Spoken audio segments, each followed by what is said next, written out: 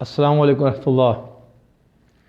الحمد للہ وحدہ والصلاۃ والسلام علی من لا نبی بعدہ. امہات المومنین، اہل بیت رسول اللہ صلی اللہ علیہ وسلم کے گھر والے، ان کی عظمت، ان کا مقام امت کے لیے اللہ کو راضی کرنے کا بہترین موقع. پیارے نبی علیہ السلام کی اولاد دنیا میں چلتی رہے گی اور ہم آپ صلی اللہ علیہ وسلم کے نقش قدم اور آپ صلی اللہ علیہ وسلم کی اولاد کے نقش قدم پر چلیں گے. اللہ خوش ہو جائیں گے، اللہ ہم سے راضی ہو جائیں گے. ام المومنین حضرت میمونہ سلام اللہ رضی اللہ علیہا، ان کی سیرت طیبہ، اس پہ گفتگو ہوگی انشاءاللہ. حضرت صفیہ رضی اللہ تعالیٰ عنہ کے بعد رسول اللہ صلی اللہ علیہ وسلم نے حضرت میمونہ سلام اللہ رضی اللہ علیہا سے نکاح فرمایا. آپ سلام اللہ رضی اللہ علیہا کا نام بھی آپ صلی اللہ علیہ وسلم نے براہ سے تبدیل کر کے میمونہ رکھا تھا. میمونہ کے معنی ہے برکت والی خاتون یا بابرکت خاتون.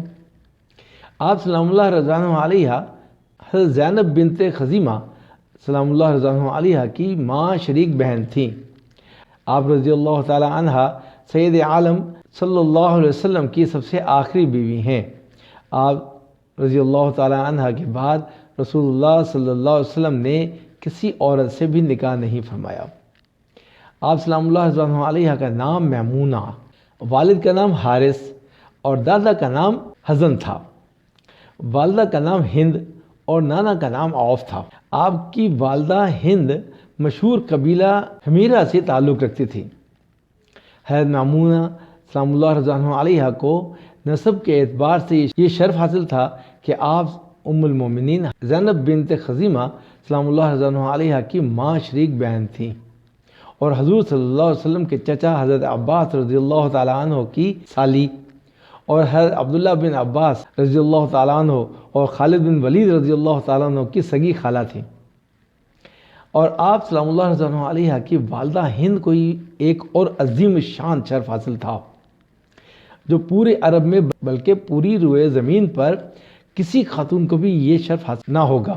یعنی ہند بنت عوف پوری روئے زمین پر اپنے دامادوں کے لحاظ سے سب سے زیادہ خوش قسمت عورت ہیں، کیونکہ ان کے دامادوں میں سب سے پہلے رسول اللہ صلی اللہ علیہ وسلم کی ذات بابرکت ہیں اور پھر انبیاء علیہ نبینا علیہ السلام کے بعد اس دھرتی کی سب سے افضل ہستی حضرت ابوبکر صدیق رضی اللہ تعالیٰ عنہ بھی ان کے داماد ہیں. اور اسی طرح متعدد جلیل القدر صحابہ جیسے کہ حضرت حمزہ رضی اللہ تعالیٰ عنہ، حضرت عباس رضی اللہ تعالیٰ عنہ، حضرت علی رضی اللہ تعالیٰ عنہ، یہ سب احباب ان کے دامادوں میں شمار ہوتے ہیں. اتنی عظیم عورت. آپ سلام اللہ رضی اللہ علیہ کا زمانہ جاہلیت میں پہلا نکاح مسعود بن عمر بن ثقفی سے ہوا تھا. پھر دونوں میں جب کسی وجہ سے علیحدگی ہو گئی، دوسرا نکاح ابو رحم بن عبد العزیٰ سے ہوا. ابو رحم کو موت نے آ گھیرا جبکہ حضرت میمونہ رضی اللہ تعالیٰ عنہ کی عمر تقریباً 26 سال تھی. آپ رضی اللہ تعالیٰ عنہ بیوہ ہو گئیں. اس کے بعد آپ رضی اللہ تعالیٰ عنہ حضور صلی اللہ علیہ وسلم کے نکاح میں آئیں.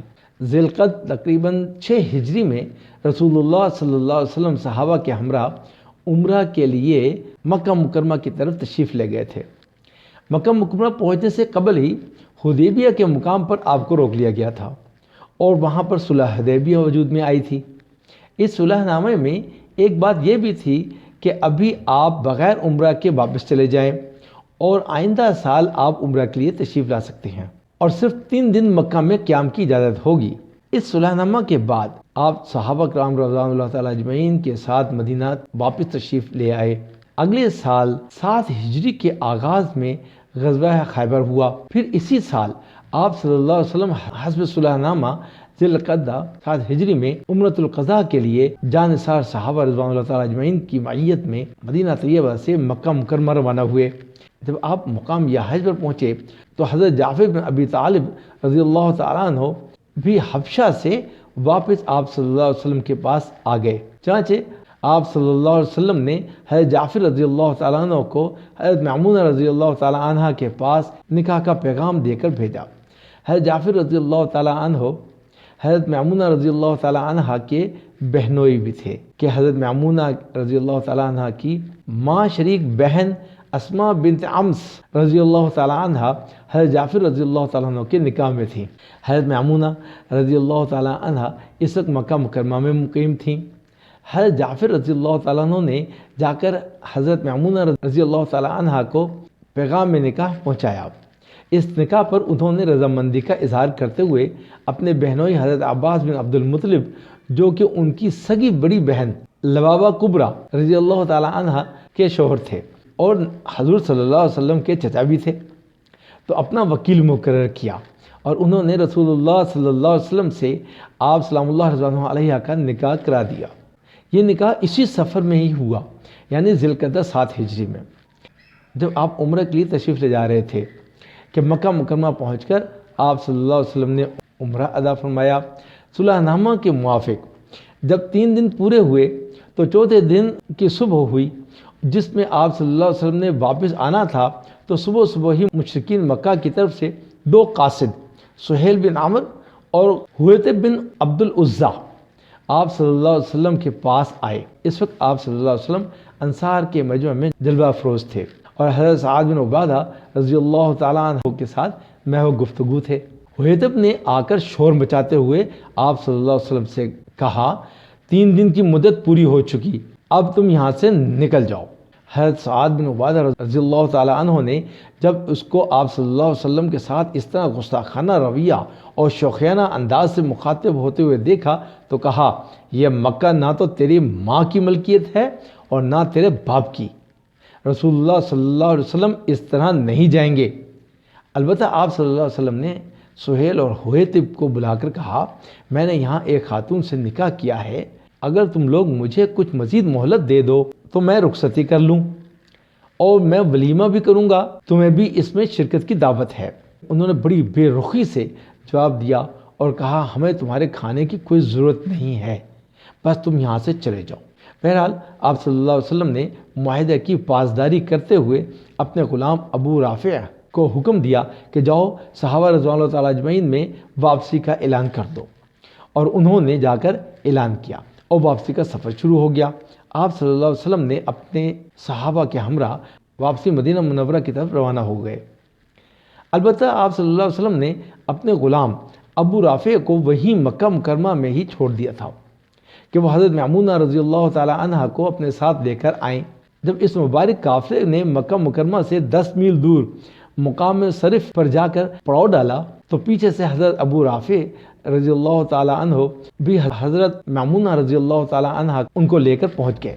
چنانچہ سفر کے دوران ہی وہیں صرف میں ہی آپ صلی اللہ علیہ وسلم نے رخصتی فرمائی اور پھر مدینہ منورہ کی طرف سفر شروع فرما دیا، یہاں تک کہ حضرت میمونہ رضی اللہ تعالیٰ عنہ ام المومنین کی حیثیت سے بخیر و عافیت مدینہ طیبہ پہنچ گئیں۔ حضرت میمونہ سلام اللہ رضوانہ علیہ نے مدینہ طیبہ میں رسول اللہ صلی اللہ علیہ وسلم کی صحبت میں رہ کر آپ صلی اللہ علیہ وسلم سے فیضیاب ہونا شروع کر دیا، اور پھر آپ سلام اللہ رضوانہ علیہ کے علم سے آگے کئی حضرات نے استفادہ کیا اور امت کو فائدہ ہوا، حتیٰ کہ حضرت عبداللہ بن عباس اور حضرت عبداللہ بن شداد بن الحاد اور حضرت یزید بن اسم، حضرت عطا بن یسار رضی اللہ تعالی عنہم اجمعین وغیرہ جیسے بڑے جید اور بڑے بڑے حضرات کا شمار آپ سلام اللہ رضوانہ علیہ کے شاگردوں میں ہوتا ہے۔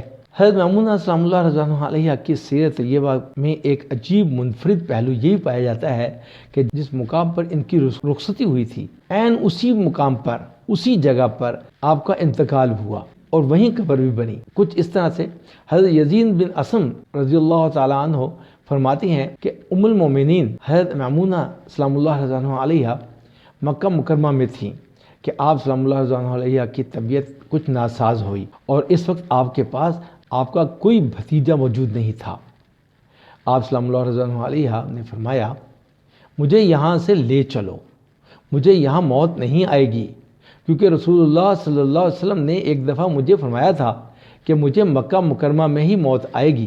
چنانچہ آپ رضی اللہ تعالیٰ عنہ کو لے کر یہاں سے لے کر چلے، یہاں تک کہ جب مقام صرف پر پہنچے اور اسی درخت کے نیچے جہاں پر آپ صلی اللہ علیہ وسلم نے اپنے ایک خیمے میں رخصتی فرمائی تھی، آپ سلام اللہ رضوانہ علیہ کا وہیں انتقال ہو گیا۔ آپ سلام اللہ رضی اللہ علیہ کے بھانجے حضرت ابن عباس رضی اللہ تعالیٰ عنہ نے نماز جنازہ پڑھائی، اور آپ کے جسد اطہر کو قبر میں اتارنے کے لیے آپ کے بھانجے ابن عباس، حضرت یزید بن اسم، حضرت عبداللہ بن شداد رضوان اللہ تعالیٰ اجمعین اندر اترے، اور راجہ قول کے مطابق تقریباً آپ سلام اللہ رضی اللہ علیہ نے 51 ہجری میں انتقال فرمایا۔ امت کی امی جان حضرت عائشہ سلام اللہ رضی اللہ علیہ حضرت میمونہ سلام اللہ رضی اللہ علیہ کی شان بیان کرتے ہوئے فرمایا کرتی تھیں، غور سے سنو، وہ ہم میں سب سے زیادہ اللہ عز و جل سے ڈرنے والی اور سب سے زیادہ رشتہ داروں کے ساتھ حسن سلوک کرنے والی تھیں۔ نیز حضرت میمونہ سلام اللہ رضی اللہ علیہ کو نسب کے اعتبار سے بھی بہت شرف حاصل تھا کہ آپ ام المومنین حضرت زینب بنت خزیمہ سلام اللہ رضی اللہ علیہ کی ماں شریک بہن بھی تھیں۔ حضور صلی اللہ علیہ وسلم کے چچا حضرت عباس رضی اللہ تعالیٰ عنہ اور چچا زاد بھائی حضرت جعفر رضی اللہ تعالیٰ عنہ کی سالی، اور عبداللہ بن عباس رضی اللہ تعالیٰ عنہ اور خالد بن ولید رضی اللہ تعالیٰ عنہ کی سگی خالہ تھیں۔ ایسی عظیم ہستیاں اللہ عز و جل نے پیارے نبی محمد رسول اللہ صلی اللہ علیہ وسلم کے حرم میں داخل فرمائی تھیں، اور ان عظیم ہستیوں کی وجہ سے آپ صلی اللہ علیہ وسلم کے خاندانی امور اور اس میں پوری کی پوری شریعت امت کو ملی۔ اس سے بڑی اور کوئی بات نہیں ہو سکتی۔